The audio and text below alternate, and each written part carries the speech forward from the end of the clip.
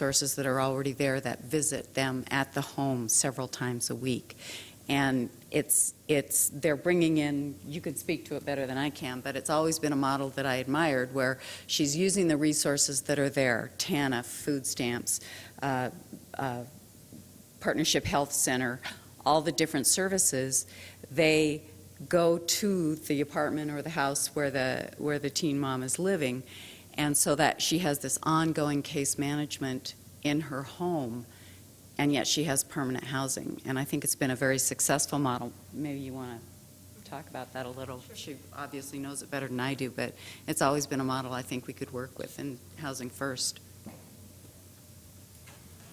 I'll do this very quickly because I know we're running out of time, but really what it comes down to is a relationship-based model.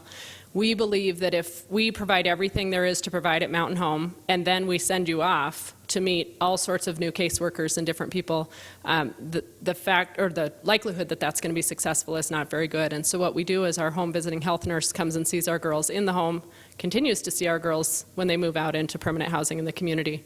Early Head Start, the Parenting Place, Futures, everybody that they're eligible for. It's actually a requirement of our program that they enroll and engage in these services that they're eligible for, because again, then when they move out, we don't have to send a caseworker out to continue for years to come. They've built this long-standing relationship with people who have services that are funded and are touching those lives several times a week to make sure that's a successful move. They make home visits.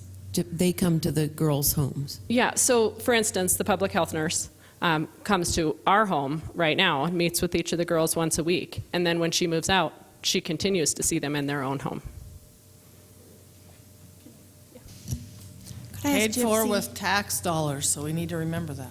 Could I ask Gypsy one thing while she's up there? Sure, and Chana was going to add something, so I'll answer this and then maybe she can jump up. I was just wondering if you have an opinion about where a point of entry for a community should be located. Not a particular agency, but should that be a function of local government? Should it be something standalone that's a collaborative partnership with government and agencies, or what do you think? My fear with saying it should be somebody independent is that usually means a building and more administrative staff and all that. And as you know, I'm very passionate about Missoula Nonprofit Network and the fact that we try to share resources instead of spend more resources. And so I think there are plenty of agencies that would be eligible. I could tell you that if you drive around downtown, you know who they are. They have a line outside of their door up until 9 a.m. when the doors open. People know where to go.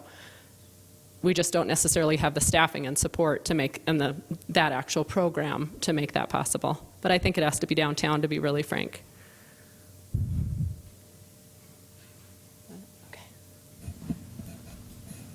To add on the services that are provided, being at Mountain Home, they provide a lot of services for us that we get into, such as the public health nurse, Early Head Start.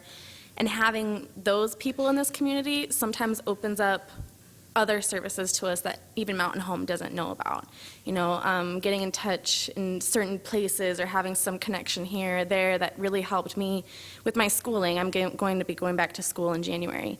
They connected me with a lady at Equal Opportunity Center, and she comes and she helps me with my scholarship applications and getting in. And if I'm calling the university over and over and over again to try and get, you know, certain things moved along, sometimes she might know a connection that gets things moved along faster. So I really feel like having services in town that are provided to people who don't have the money to maybe qualify for a certain service, and maybe they'll give it to a nonprofit or to someone of lower income, really helps us in the longer run get into certain little niches here and there to get on our feet. So thank you. Hey Jane, I have one more quick. We got to have you speak into the mic so that it goes for the cameras. Thank you. Palm and Gypsy talked about involving the homeless in the process. And I really relate to that because in the disability community, we operate under the independent living philosophy. And in that philosophy, we say nothing for us without us. And that goes beyond the data collecting stage. As Paul said, that is the decision making as well as the data collecting. So I wanted to hammer home that point that Paul was trying to make, and he delivered so greatly. But they need homeless needs to be involved in the decision-making process as well.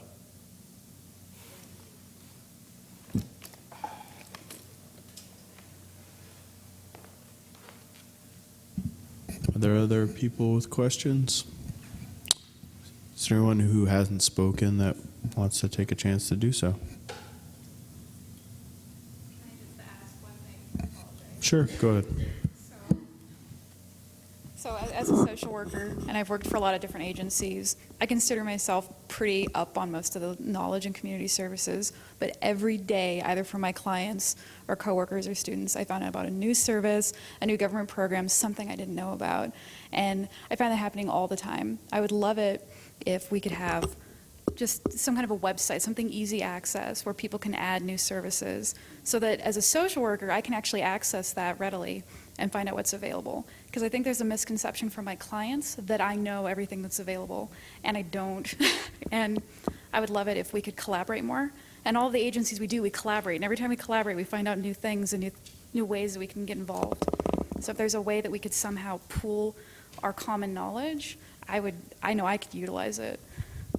Everybody should be able to access it. Yeah.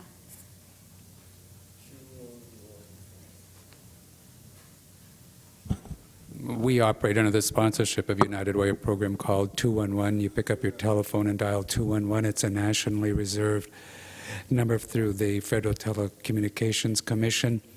And we have probably 900 different resources, and we do have that on a website. So that is available to folks, and we hope you use it. The idea was to allow people who are giving assistance to spend more time one-on-one with your clients, your participants, and not trying to memorize a zillion different little programs and rules. I mean, if you utilize Yeah. it, there's still so many other. No, you're right, things. yeah. The university offers 40 new programs a month that I don't even know about. Yep. That's not going to be on. And if it's confusing for us, following up on Palm's comment, it's really confusing for all of our clientele and participants. That's why we hope we provide the information so folks can spend more one-on-one time. Okay. Thanks, everyone. Sorry? Okay. Thanks, everyone, for your time this afternoon. This has been very informative. I've learned a lot, quite humbled by the knowledge and experience that you bring to this. And we will be doing this again, and you have no need to attend again unless you feel compelled to do so. But we know that some people can make it during the day, and some people it's better in the evening. So we will be back at this location on Thursday, October 13th from 6 to 9 p.m. We're adjourned.